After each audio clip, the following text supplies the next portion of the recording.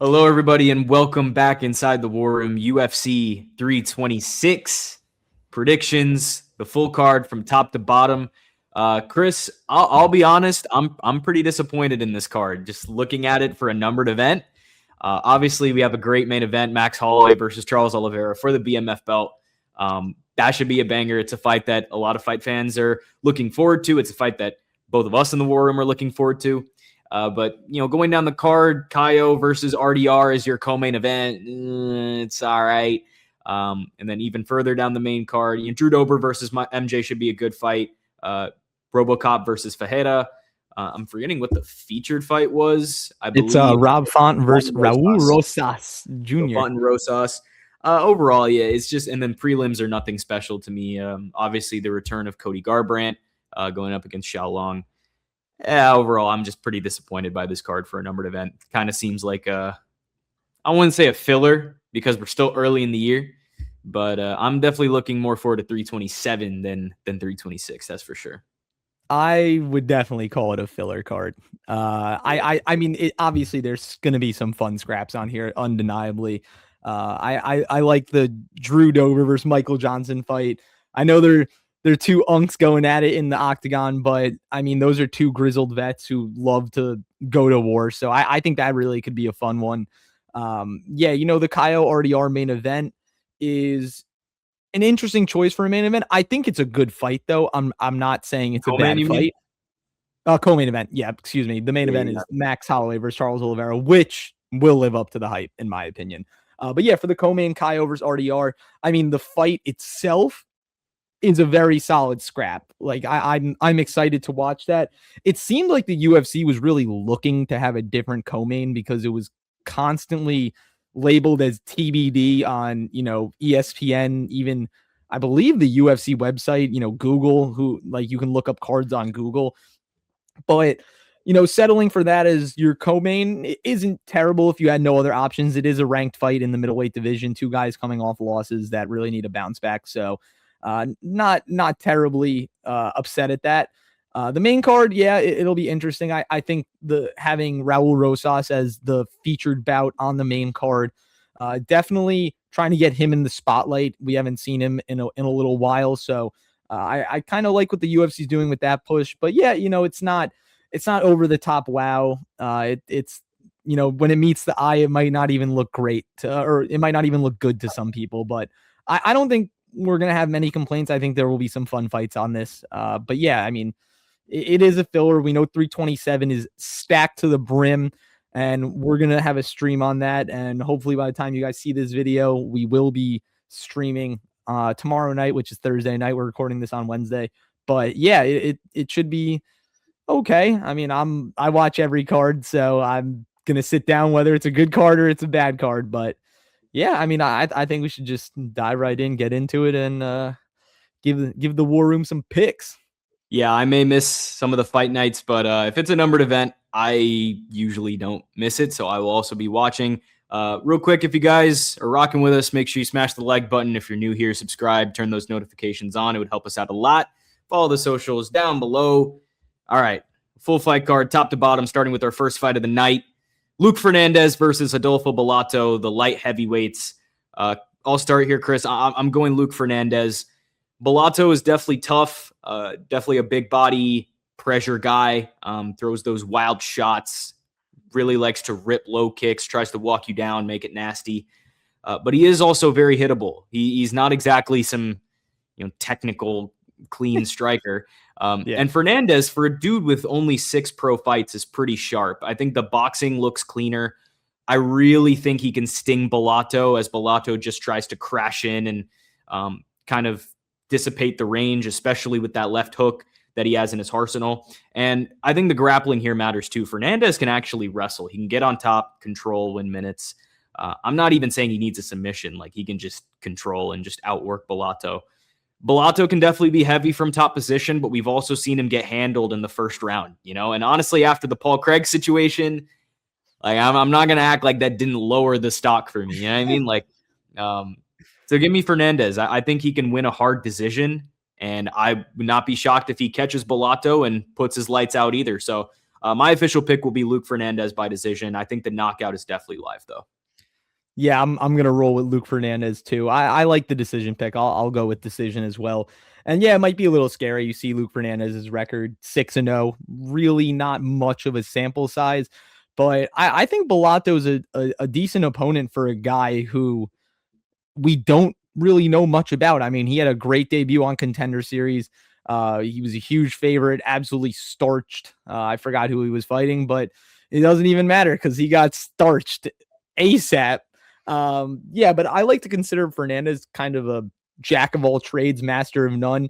He's good in every aspect of the fight game. He doesn't really excel anywhere, but yeah, Shrikar, you mentioned the grappling, the wrestling is solid on the side of Fernandez, and he does have hands as well, like I just mentioned. And Bellato, he's kind of just a brawler. It gets sloppy at times. He really wants to take the fight to the ground. I think grappling's his strong suit, but he's not scared to stand there and trade with guys who objectively are better at striking than he is.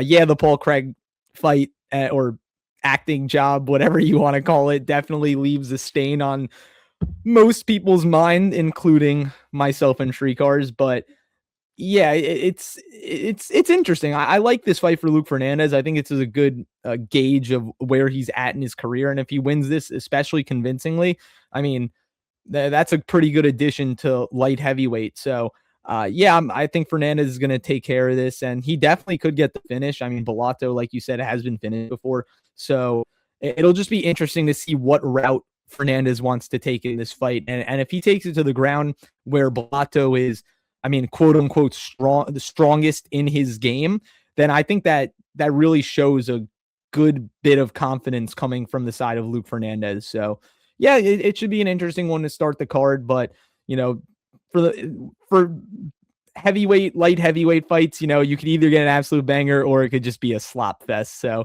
I don't know how it's going to play out, but should be interesting. And Luke Fernandez, even though he is 6-0, he is minus 230 in his UFC debut. So I feel like that says a decent amount that the odds makers are confident in Fernandez to get it done. I was about to say that is strong for a guy that's debuting. This actually opened closer to a pick'em, which makes sense. I'm not sprinting to bet this fight, but as far as the pick goes, I am definitely still on Fernandez to get it done. Next up, Jung Young Lee versus Gaston Bolaños. This fight will be contested at, I believe, featherweight. I'll be honest, this is kind of a trash can matchup. Like, I don't think either of us are sitting here pretending that either of these guys are going to be future contenders. But Chris, who you got winning this matchup? All right, before I start, tell me that Bolaños does not look like Ilia Topuria. Yeah, I was about to say it's just a Walmart Ilia. Yeah, he literally looks like Ilia. Like if you looked fast at a side by side, you'd think that was the same person. Yeah, I'm really not too impressed with Bolaños. I mean, he is a gamer. He likes to scrap, but his takedown defense is not good. He does nothing from the bottom. No sense of urgency to really get up. And on the side of Jung Young Lee, I think that he's a solid grappler. He's able to actually take the fight down. Both these guys are coming off a loss. I'm going with Jung Young Lee. I think he's going to win by decision. He even could get the sub because for me, I think the ground game of Bolaños is just non-existent. So if it stays on the feet, then I think Bolaños has a little bit of a chance. But if Lee was smart and used some fight IQ, the ground is wide open for him. So I think he'll be able to take it down there, get through some transitions, even potentially land the sub. But I could see him grinding out a 15-minute decision, and I think it could be pretty dominant, if I'm being honest. I think it could be 30-27. But yeah, I'm siding with Lee. Just not very impressed with Bolaños. I'm also picking Jung Young Lee, the Korean Tiger. Bolaños is supposed to be this dangerous striker, right? You know, definitely has some sharp kickboxing, snappy kicks, definitely a decent left hook. I mean, that's all cool, but the problem is his ground game is awful. Like, it is genuinely bad. He's moving up to featherweight, trying to revive his career. I cannot trust him. He has been, for one, he's been a decision merchant lately. And when the grappling shows up, he just falls apart. He got subbed by Quang Lee. He got TKO'd by Marcus McGee, and I will give him that. McGee is legit. So I think that loss is forgivable, but still, man, like Jung Young Lee is a wild card, and he's honestly not super smart sometimes. Like that Hyder Emil fight was brutal. I really think Jung Young Lee just fought like an idiot that fight, but stylistically, he should be able to wrestle Bolaños, get on top, honestly, maybe even find the sub, as you mentioned, because Bolaños' submission defense is just not good. Not to mention, Lee will also have the size advantage, and if the striking stays on the feet, it's not like Bolaños is this elite sniper that's going to completely big brother him on the feet. So I'm going Jung Young Lee by decision or submission as well. Odds-wise, Lee is minus 325. I get it. I'm not laying heavy chalk on Jung Young Lee, but I also can't bet Bolaños with a straight face. So give me Jung Young Lee to win this fight. I think he'll get it done. Next up, Rafael Tobias versus Kazakhstan's finest, Diar Nurgojai. Yeah, Kazakhstan's finest. Little nugget, but we talked about DR, I think, on the last prediction video, or maybe even a stream. And Shrikar, take it away. What do you think of Diar Nurgojai? Well, I know what you're trying to talk about, because we were talking about some Kazakh fighter. And you were like, yeah, there's one Kazakh fighter. We were talking about Alibi. Yeah, we were talking about Alibi Idris. And we were talking about, okay, there's one Kazakh fighter that's actually really bad. Who is it? And I was like, Diar Nurgojai. And yeah, it ended up being Diar Nurgojai. Here he is. He's back.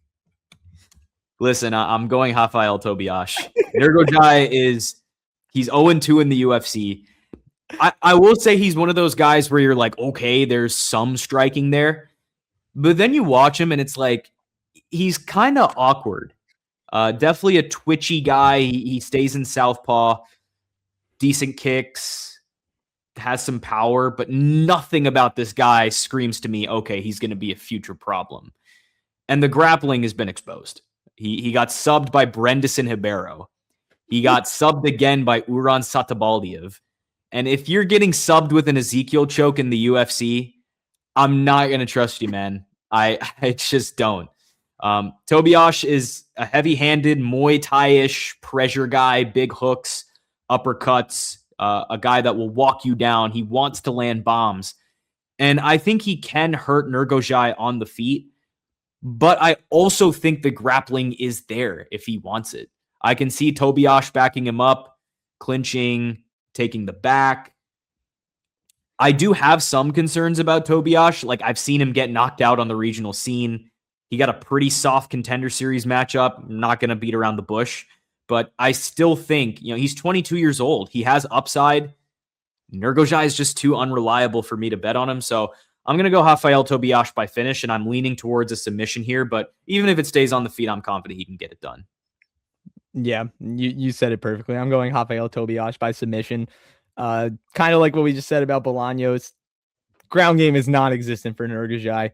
And he has a 10-2 record, and that looks good when it meets the eye. But then you realize he was fighting, cans on the regional scene, and he's 0-2 in the UFC. And both of his fights in the UFC looked pretty abysmal, if I'm being honest. Like, I'm not even going to try and sit here and lie. The one thing that he's good for in every fight, his one consistent feature, is that he wipes his eye every fight multiple times in a fight, which I don't know what that is, but clearly it doesn't help him. Yeah, I mean, Tobias, he is not a very polished striker, and it gets kind of limited at times, but I would honestly say that Nurgojai is the better striker, because we've actually seen him go out there and just straight knock people out on the regional scene that I was just trashing. But Tobias, I mean, he's a good grappler. He's a very good grappler. If he wants to take it to the ground, it's going to go to the ground. And I put full faith in his ability to do that. And, 1 + 1 = 2. You have a guy that's a good grappler and Nurgojai, who's the terrible grappler. So I think the pretty easy path for Tobias is to take it to the floor. And I have full confidence that he'll take it there and be able to finish it. The one thing that does scare me is that Nurgojai is only plus 170 in this fight. And people are actually betting on him. Like, there is there's a solid discrepancy in this line. I mean, he's super sharp on DraftKings on the betting splits, DK splits. If you just look up DK splits, he has 15% of the bets, but 43% of the handle. So I don't know what these people are seeing in Nurgajai that I'm not, but Tobias all day. Like I'll fade the sharp money, which will not be sharp in my opinion by the time this fight rolls around. I'm just really confused. Yeah, let me look at Tapology and see what the Tapology heads are saying, because like why? What makes people want to throw money on this guy when he's shown absolutely nothing? I mean, am I right, Tricor? Like I feel like that's really weird. I think the fear is more on the side of Tobias not being everything that people say he's made out to be. And I will admit it, like Tobias definitely has some raw striking, but I think DR is just like as close to a layup as it gets. You know, like I see nothing in DR Nurgojai, especially if it gets to the ground where I'm like, okay, Tobias is in trouble. Yeah, I just don't see that. You know, even when it stays on the feet, I don't think DR is going to outclass him. So I'm also kind of wondering where that's coming from. But again, Tobias is very raw. He's 22 years old.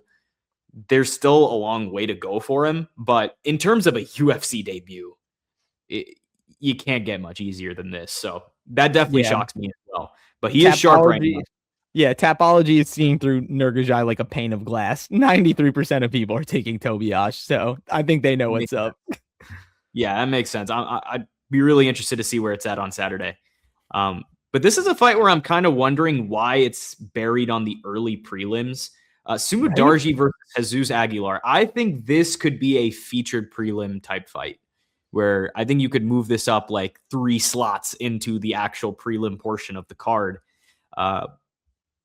But hey, if they're going to be buried down here, then I guess so, because some of this card is going to be on CBS, and I believe it's the end of the prelims and the start of the main card. So I think this fight would have actually slotted in well for that.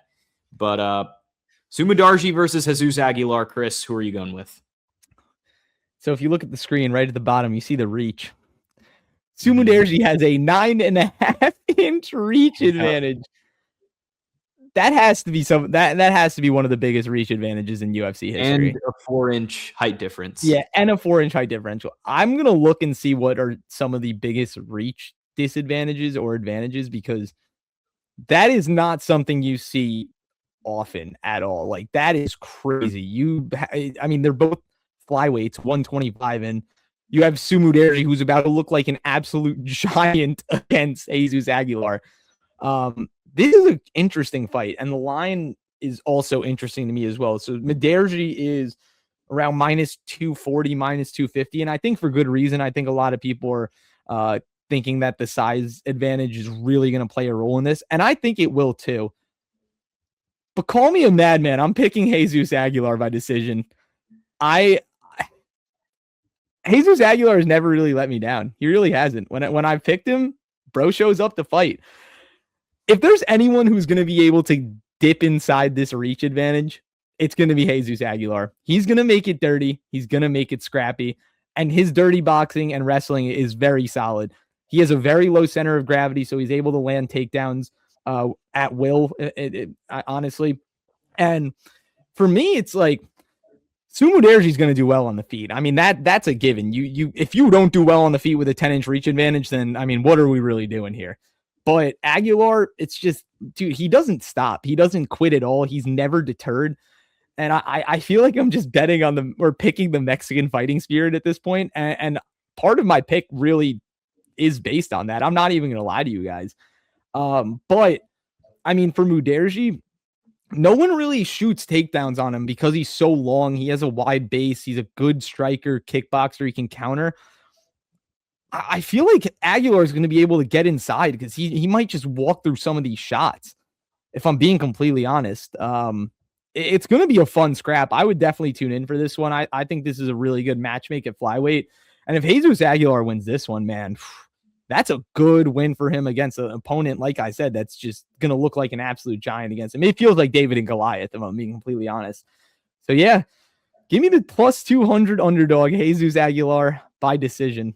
And I think I'm kind of confident in it. So I'm going to pick Sumudarji. Okay. Aguilar, that's so valid. But I agree that Aguilar is dangerous and that he might just sprint at you and just overhand you into the shadow realm. He's got a nasty overhand, definitely a nasty guillotine. He has good knees. For some reason, he does really, really well against Australians. He knocked out Shannon Ross in like 15 seconds, and then he submitted Stuart Nickel in Australia. But Sumudarji is evidently not Australian. So I'm going to pick Sumudarji to win this fight. If you want a stylistic breakdown, I think Sumudarji is literally just going to keep him at the end of the jab, just touch him with straight shots. He's just going to win a clean, boring fight. You know, if Aguilar wins, it's definitely, as you mentioned, because he gets inside and just turns it into a chaotic fight, rocks him, guillotines him, something stupid like that. But if it's the smart pick for me has to be Sumudarji here, and I'm going to pick him to win by decision. And if we look at the odds, I believe Sumudarji is minus 245. So I think that's pretty fair. I think he'll get it done. But if you wanted to take a shot on Aguilar, I don't blame you. I think it'd be a good bet either way. But give me the Tibetan Eagle to get this one done. Wait, so Sumudarji's not Australian? Nope. They've been lying to me. Wow. No, I'm joking. That was a bad joke. That was a bad joke, guys. I'm sorry. Another guy that's not Australian is another guy that's definitely not Australian is Niam Jargal Tumendemberel. And he's going to be fighting a guy that is also not Australian, Cody Durden. I don't know how long is there any Australian fighters on this card? I don't think so. I don't think so. But bad for Australia. Cody Durden versus Niam Jargal Tumendemberel. Give me Tumendemberel. I mean, Durden is just walking into firefights and getting burned lately. It has been really ugly. He's taking a ton of damage. Even when he has moments in round one, he just fades or he just makes bad decisions. Tumendemberel is faster. He's cleaner with his straights. I think he's live for a choke as well, especially if Durden just starts eating shots and starts to panic wrestle. I'm going to say Tumendemberel gets this done by finish, and I'm leaning submission. I think we could see a club and sub scenario as well, but Tumendemberel by finish is going to be the pick. Yeah, I'm going to go Tumendemberel as well. I'm going to say knockout. I'll just give a little variance here. I think that Cody Durden, I mean, at one point in time, he was actually a solid fighter. And like he still has the skills. It's just, I don't know, something must have happened, but like you said, I mean, he fades after round one, and even in his last fight against Alan Nascimento, he looked great in the first 2.5 minutes. I mean, he was really taking the fight to Nascimento, and then in the second round, he gets dropped and choked out. Like Durden, he's just a very dirty wrestler. He does have the wrestling ability, and we've seen it before. He likes to get in tight. He likes dirty box, just make it chaotic. But Tumendemberel, I think that he has all the ability to negate that, if I'm being completely honest. Super aggressive, powerful striker. And the grappling is pretty solid as well. So I don't think that Durden's really going to have his way with him in the grappling department. And if it stays on the feet for however long, then I don't think Tumendemberel is going to have any problem mixing it up with Cody Durden. But yeah, I mean, Cody Durden, he'll make it fun in the beginning. I mean, he does have some decently fun fights. It's not like he just goes out there and puts up an absolute stinker. But yeah, I think Tumendemberel, he's solid. He's 9-1 right now. We're going to start to learn more about him in the UFC. But yeah, I'm going to, well, actually, he lost his last fight to Carlos Hernandez, I'm pretty sure, Tumendemberel. I think so. I'm going to check that right now, just so I'm not lying to you guys. Let's see. Tumendemberel, full profile.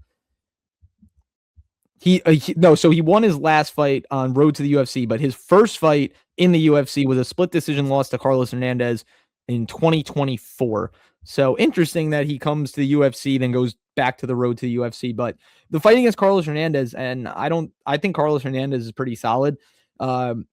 He even dropped Hernandez, but it just, Hernandez was able to kind of walk through the fire, and it was just like it was a match of youthful exuberance. And I think we have a vet in Cody Durden that he just doesn't really look like himself anymore. He doesn't look very good. So I think Tumendemberel, he's gonna, I guess it's saying come back to the UFC. I mean, he didn't really leave. He just went to road to UFC, but you know what I'm trying to say, guys.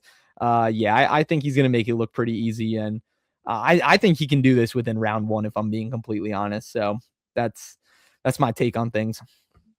Next up, Alberto Montes versus Ricky Turcios. And Turcios is moving up to 145.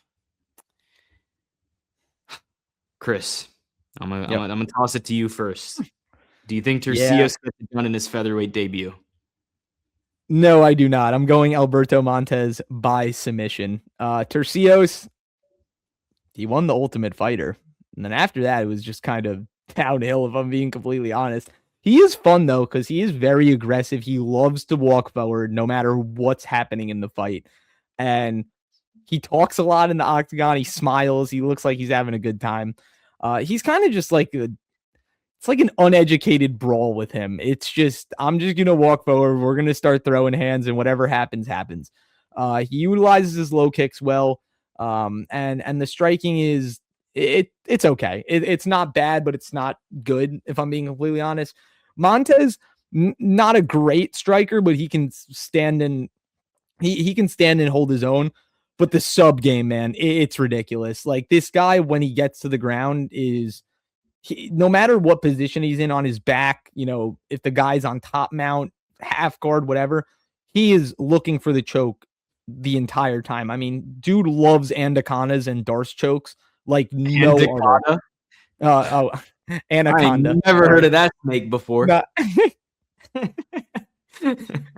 I think my brain got ahead of my mouth, or my mouth got ahead of my brain. You're good. Anaconda and Darce, which look the same, but they're not the same. This guy loves chokes. Even if Turcios does land on top, I would bet that Montes could choke him out. I mean, that's kind of where he wants the fight to go, if I'm being completely honest. I mean, he's not great at shooting takedowns. So, even if he gets in, I'm pretty sure he's even gotten standing chokes as well. So, I mean, this guy's a sub threat from everywhere.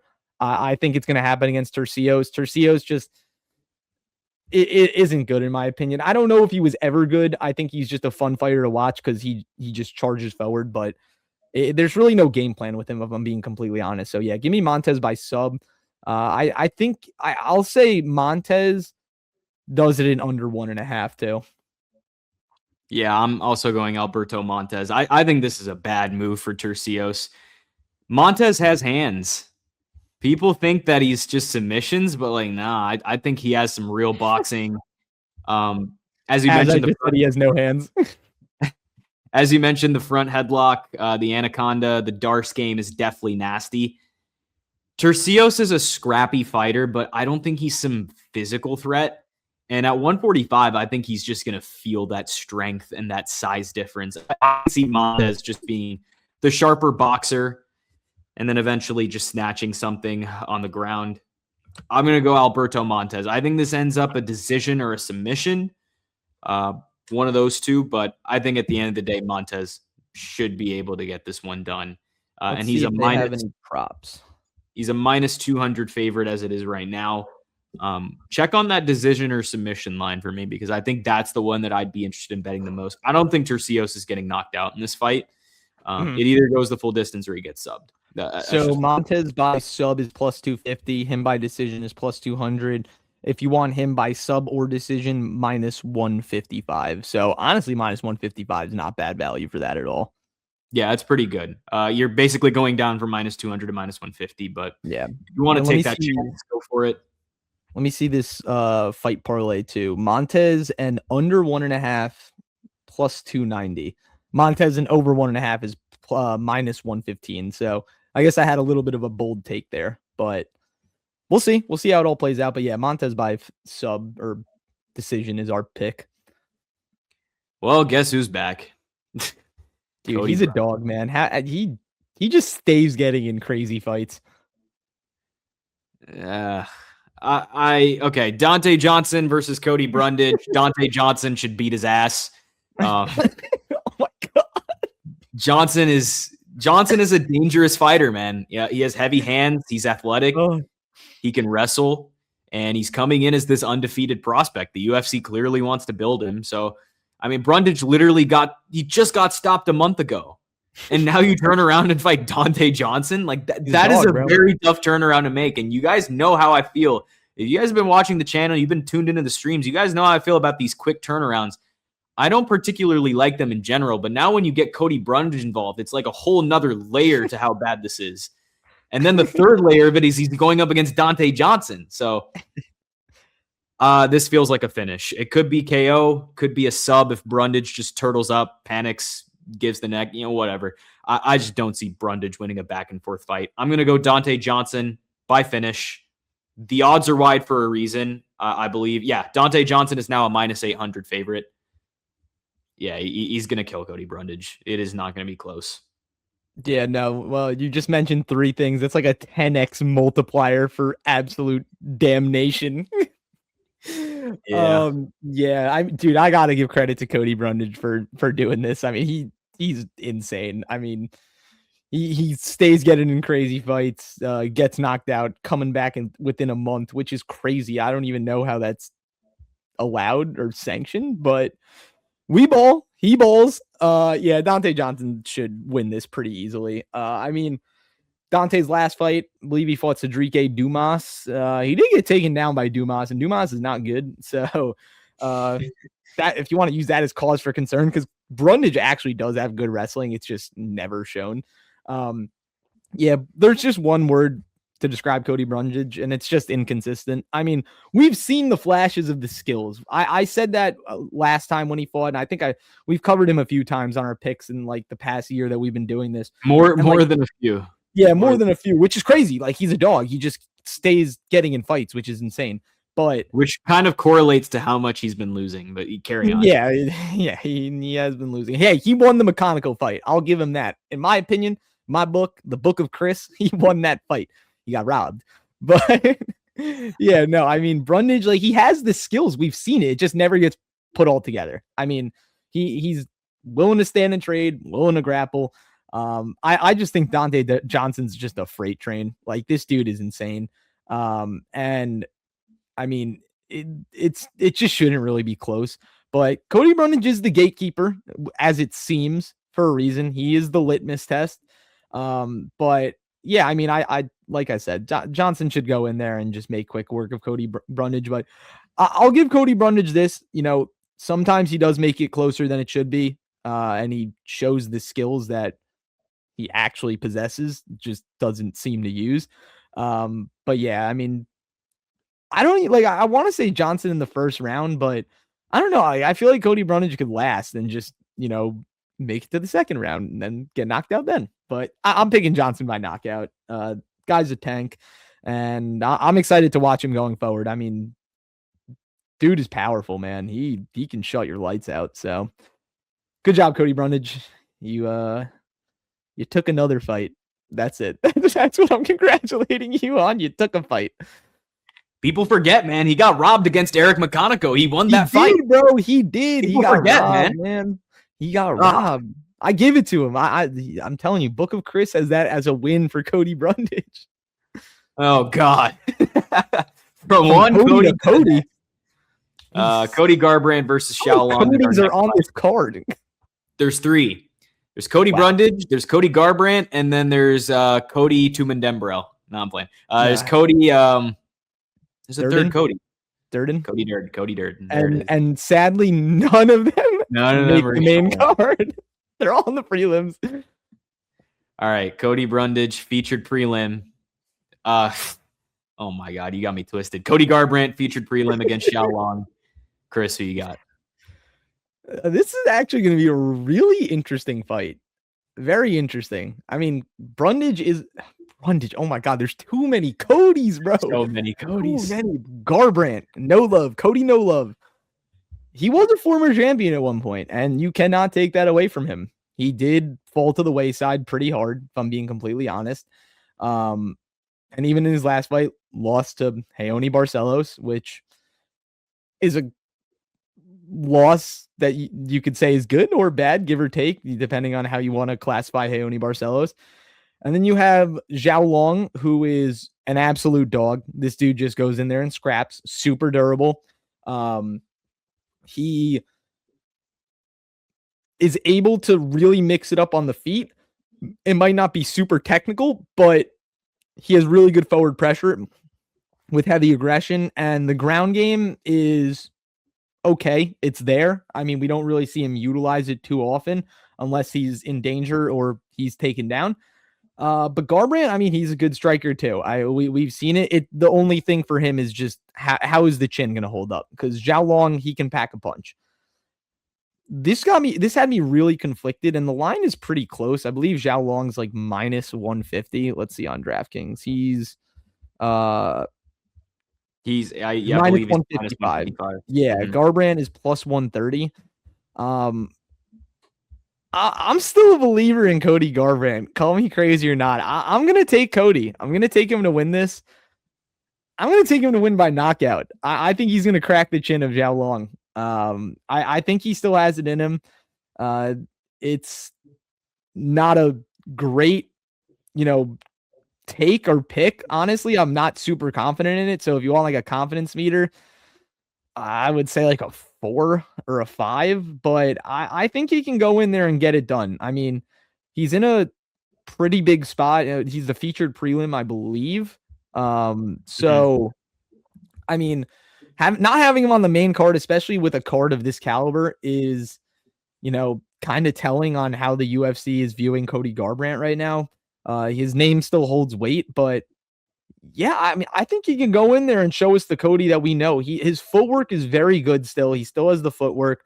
And sometimes Zhao Long, one thing that I notice is he chases. So if Cody's able to use that footwork and have Zhao Long chasing and he's able to counter off that, I think that could really bode well for him. So I'm going to go Cody Garbrandt by knockout. Not a super confident pick from me, but I'm going to take a stab on the old vet. Yeah, I'll do it. I'm also going to pick Cody Garbrandt. Yes, Cody, no love. Yeah, I know. Since 2018, Cody's been 3-6. As you mentioned, the fall off has just been nasty. Zhao Long is younger. He's gritty. He's a pressure fighter. He has the cardio. He has the elbows. He can get in these dirty brawls. I get why the line is what it is. But the thing for me is Zhao Long is not technical. He doesn't move his head well. He is a collision fighter. He basically takes 2 to land 1. And Cody is still the better boxer. His hands are still fast. As you mentioned, the footwork is still better. The defense is still better. The only way Cody loses this fight is if he's truly washed and the chin is completely gone. But I do think Cody can matador him a bit. Just pick him apart, touch him up. And I could see a decision where Cody wins moments with the cleaner shots. So I'm going to say Cody Garbrandt gets it done over 3 rounds. I think this will go the distance. But yeah, I'll take Cody by decision. And honestly, at plus 130, that is a fun dog shot. Like, that is one that I will be betting. It's like, why not? Why not? Dude, he's a fan favorite. Burn me against Raul Barcelos, but maybe this time will be a little different, So I'll go Cody Garbrandt in this fight, and I think he'll get it done. Let's go. So big W for Cody. Yep. Both of us taking the dog in the featured prelim. Now moving on to the main card. I just realized there's 3 Codys on this card. One of them has to win, bro. If the Codys go 0 for 3, it's a bad look for the name Cody. Well, hopefully Garbrandt is the one that does it. So if you're still with us, if you're still enjoying the video, make sure you smash the like button. Follow the socials down below. Do all that good stuff we told you to do in the beginning. Turn on the post notifications, subscribe, do all that good stuff for us. All right, let's get into this main card. Opening with Gregory, RoboCop, Rodrigues versus Bruno Ferreira 2. I'm picking RoboCop. I went back and watched the first fight. Ferreira caught him and flatlined him, and at the time, it was a big upset.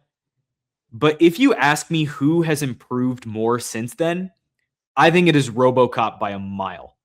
RoboCop is way calmer now, more patient. He has the better jab. He has the cleaner boxing. He's still got that power, but he's not just a wild brawler anymore. I think he's gotten way better at, really calculating. But Ferreira is dangerous, no question. Has those looping punches, definitely big power, good jiu-jitsu, but he is hittable. And I don't trust the cardio when he's forced to fight at a pace. I think RoboCop fights the smarter fight, and he either wins a clean decision or I think he gets a stoppage in the third round. So I'm going to pick Gregory Rodrigues to get it done either by decision or a late KO. Yeah, I agree. I think that was a great breakdown. These two did fight in January of 2023 at UFC 283. And yeah, I think RoboCop definitely has made more improvements, and we've seen it in his past couple of fights, and it's just not hectic and chaotic because he is hittable, and we've seen him get knocked out before. But Bruno Ferreira did me right once. He gonna do me right again. Give me Bruno Ferreira by knockout. This UFC 283 is the one UFC card that I went perfect. I was 15 for 15. I had a 13 leg parlay plus 2,700. Bruno Ferreira was in it as a plus 290 against RoboCop, and he knocked him out. And that was electric. I straight betted him everything. I'm partially just doing this because I feel like, Bruno didn't, like I said, Bruno did me right once. He's going to do me right again. But RoboCop has made the more improvements. And if this does get pushed to a fast pace, I will trust the side. I will trust the cardio of RoboCop, even though both these guys tend to gas. Like RoboCop's not some cardio monster where, he's going to push a crazy pace and be able to maintain it for 15 minutes. But he has become more calculated in his fighting. You could tell that the fight IQ has gotten a lot better. And we saw it in the Kopylov fight in his last time out. Like he had Roman Kopylov shooting takedowns because he was so patient and so powerful and precise that Kopylov just couldn't even stand and strike with him. Another thing, I'm pretty sure people in the fighters in the rematch who have won the first fight have won like more than 67% of the time.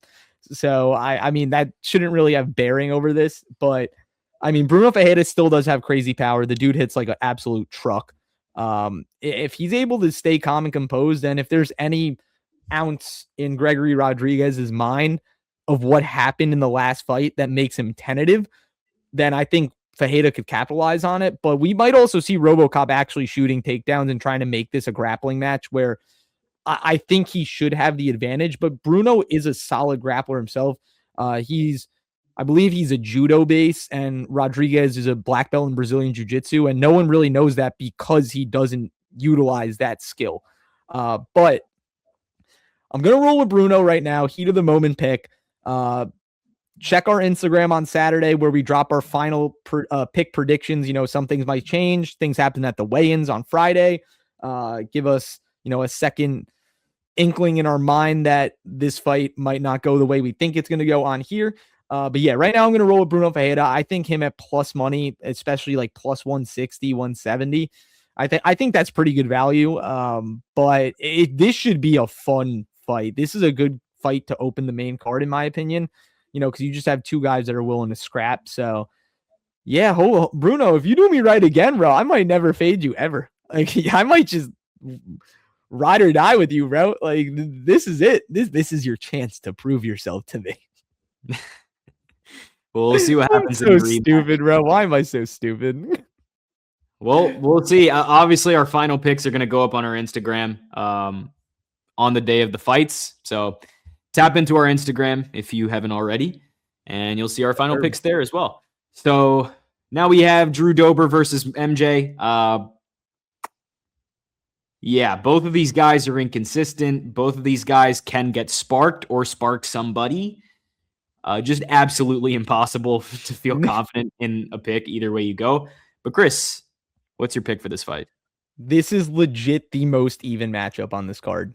Like, it actually is, in my opinion, this is hard as hell to pick. Mm-hmm. And these guys combined have almost 100 total fights. So, like, that's insane to think about. When you think about the longevity of these guys, how long they've been around. I mean, Michael Johnson has literally fought the best of the best. Like, he fought Gaethje in Gaethje's debut. He's fought Khabib, too. Like, you look at the guys he's fought, it's insane. And Dober, I mean, he hasn't fought the exact caliber that Michael Johnson's fought, but he's been around for a minute. Like, he's a super fun fighter. I think both these guys are really fun fighters. And like you said, it's like, yeah, both of them, they could either get absolutely dropped, or they can go out there and shut someone else's lights off. I feel like the smart pick here would be Michael Johnson, just because Dober, even though he has the immense power and the forward pressure, it doesn't really seem like he has great fight IQ. I mean, he's just looking for a fun scrap, like an absolute war. And Michael Johnson is too, but I think that he just has the ability to actually fight a technical fight, and we've seen it before. And, even in his last fight, I really don't want to put too much heavy emphasis on his win over Daniel Zellhuber, because Zellhuber fought like trash, and we just saw Zellhuber kind of do the same thing against Bobby Green. But, Michael Johnson a few years ago got knocked out brutally by Diego Ferreira. He's bounced back with a 3-fight win streak. Dober just had a nice comeback win against Kyle Prepolek. So yeah, I mean, dude, this is so even. But like, if I had to pick someone, I'm going to take Michael Johnson just off the clinical striking and the ability to actually move around and make Dober chase and kind of force him into moments of discomfort.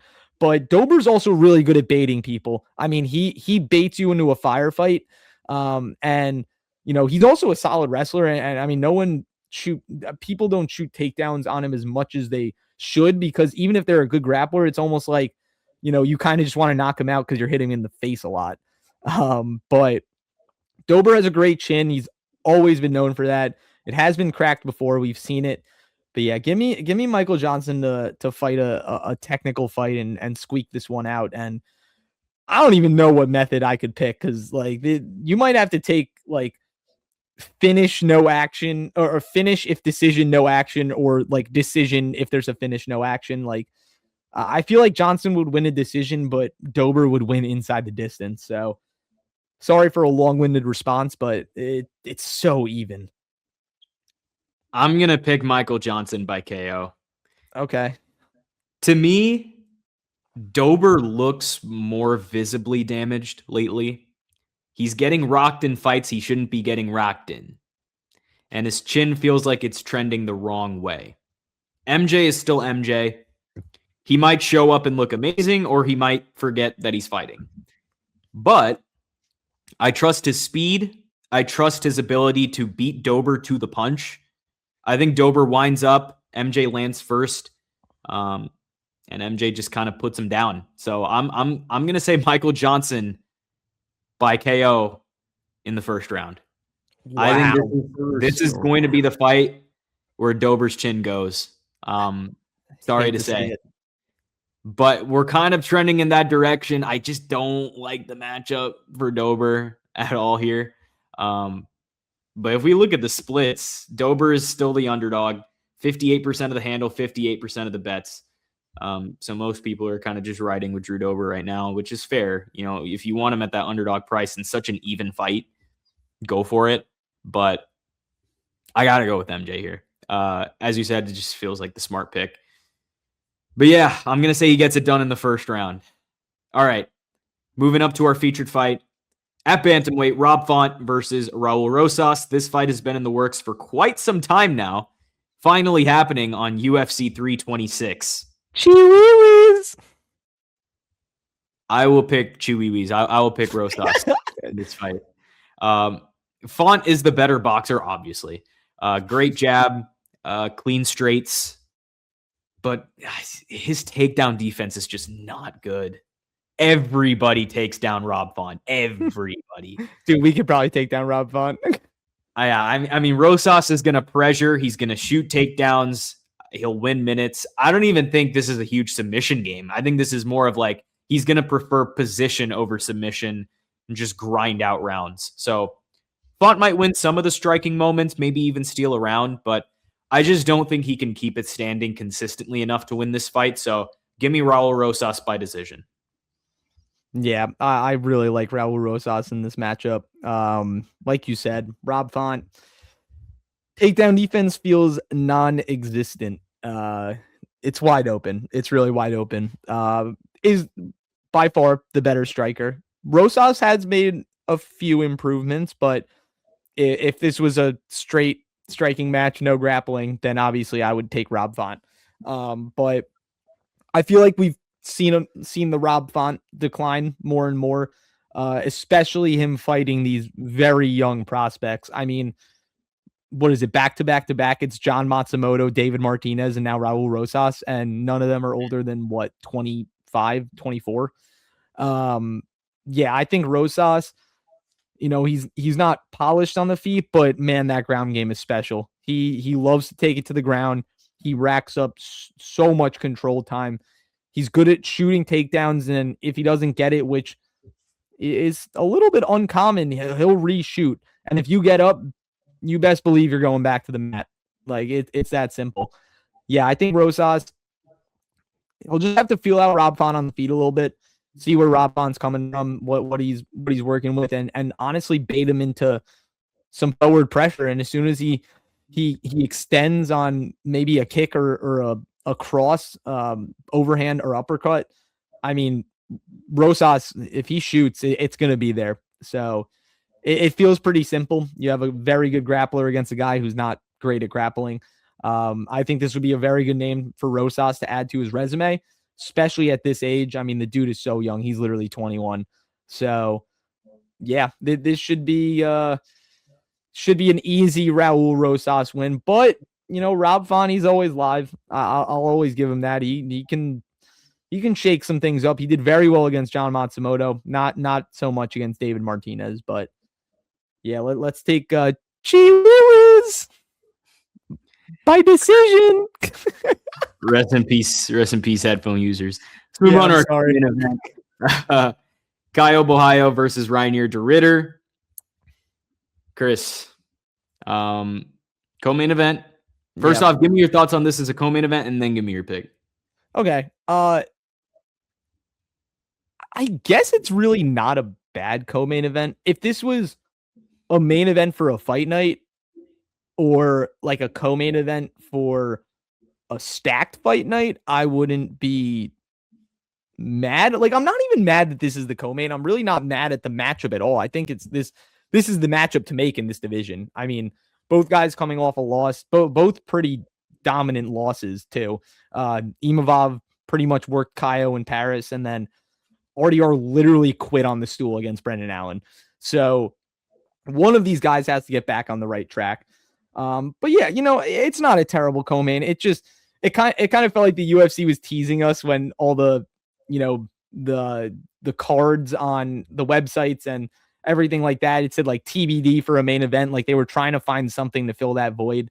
But this is a backup option. It's not terrible. Like I can't sit here and complain like this is a bad matchup. So yeah, I mean, I think the main event's much more exciting. But one thing I've noticed is the BMF cards they really never have like a crazy co-main. I mean, there's really not been many of them where BMF headlines a card, but yeah, we'll see. I think the UFC is just saving their end game pieces for way bigger cards and bigger situations. But yeah, I'm going to roll with Caio here. I think that he's going to bounce back, and RDR in his last fight, dude, him quitting on the stool is just that looked really bad. That looked really bad. And this is a guy who I thought was about to fight Hamzat for the title. I mean, it's just, you can't do that, bro. You can't do that. Like, I'd rather you go in and get knocked out if you're tired.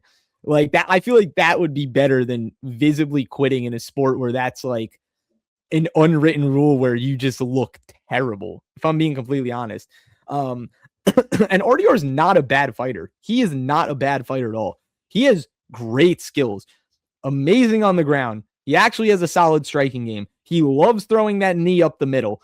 I mean, we've seen it before. I mean, this dude was a double champ in one. You don't get that for being a slouch. Like, you earned that through hard work and absolute domination. So, I mean, like, the jury for me isn't out on RDR. And I think this is the fight where we're really going to see if that was, if there was something hindering RDR against Brendan Allen, or that's just kind of how he's rolling now. When the times get tough, he's just quitting. Because you look at the Whitaker fight, and that was a tough fight too. I mean, it was a lot closer than the Brendan Allen fight, but I mean, RDR won. He won that fight, or arguably it was a split decision, but he looked good. He looked very solid, and I was very impressed with his performance. Caio, I just think that he's He's a more clinical striker. He's aggressive, but super calculated. I like the fight IQ that I see from Imavov.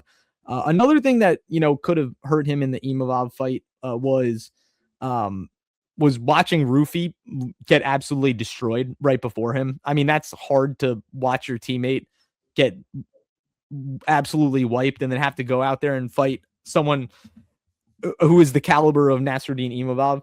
But I mean, we've seen what Caio's capable of. This dude is special, and I think that he really will be a perennial top guy at middleweight. I mean, he does have the ground game, but the striking, he throws bombs, man. He is powerful. I think that he might just be able to pressure RDR into an uncomfortable spot. And like, I hate beating a dead horse, but when times get tough for RDR, it seems like he's a quitter.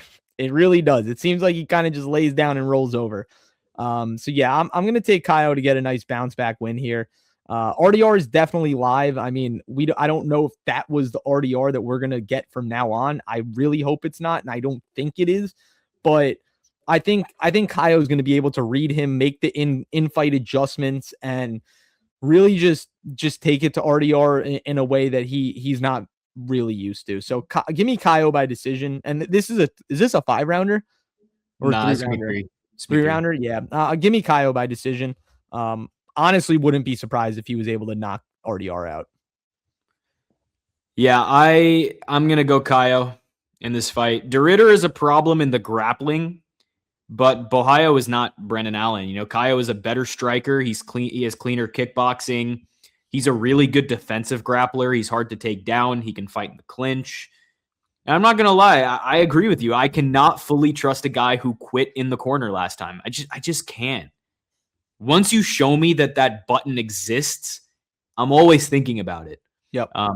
I will give him the benefit. He also quit on the stool and won one time.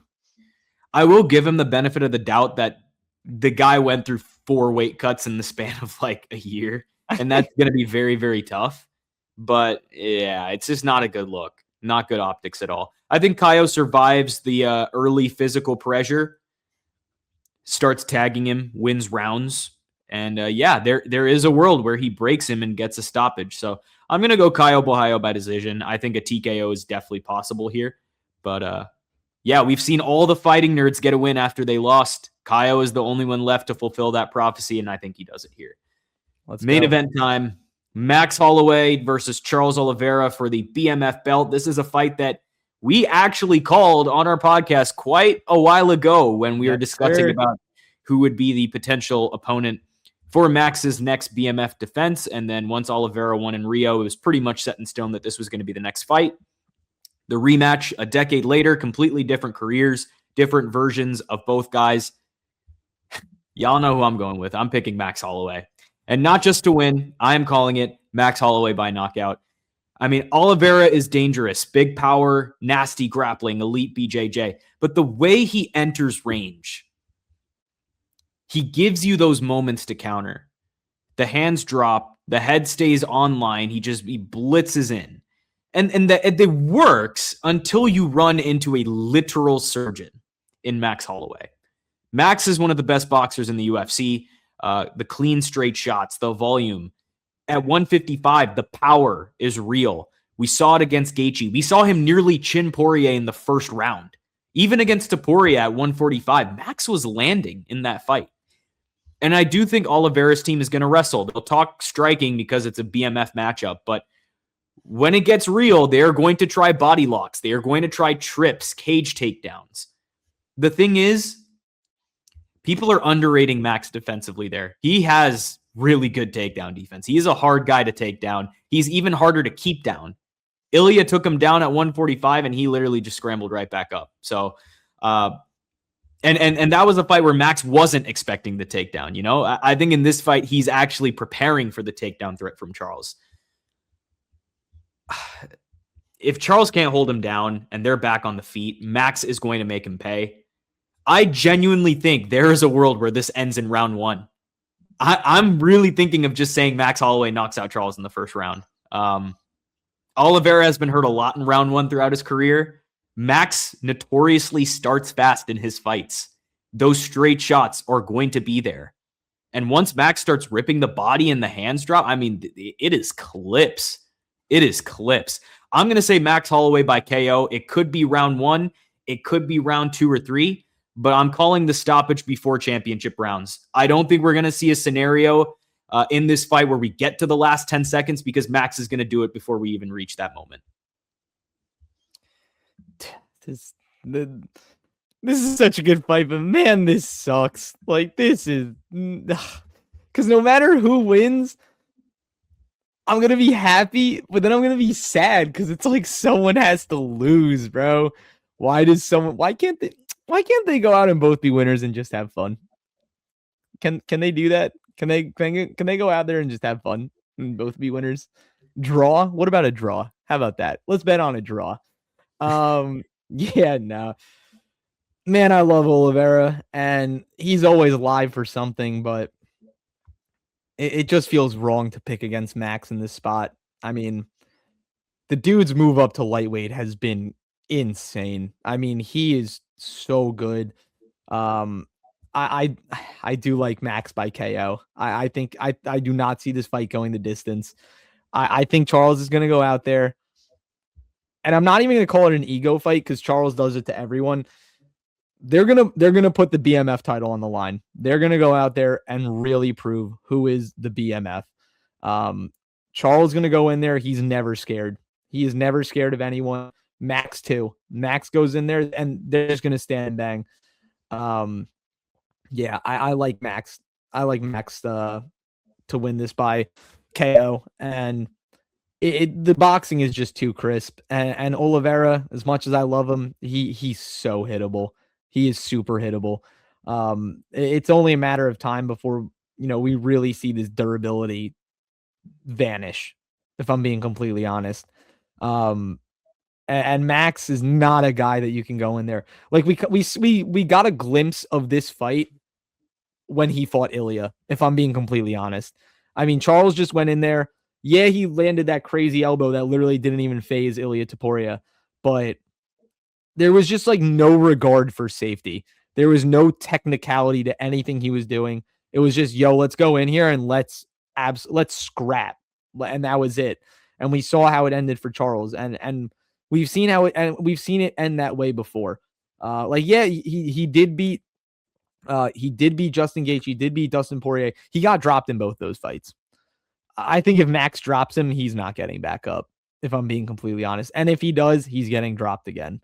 Once Max is able to find that chin, it's over. Like, it really is.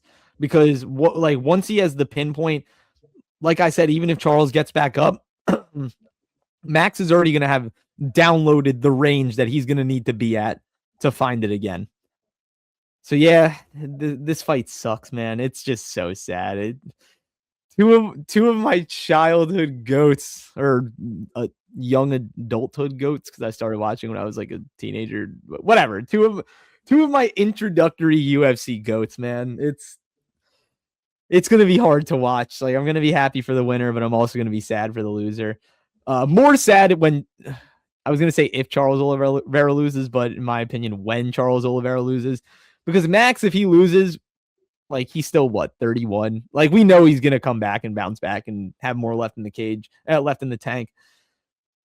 Charles gets knocked out, man.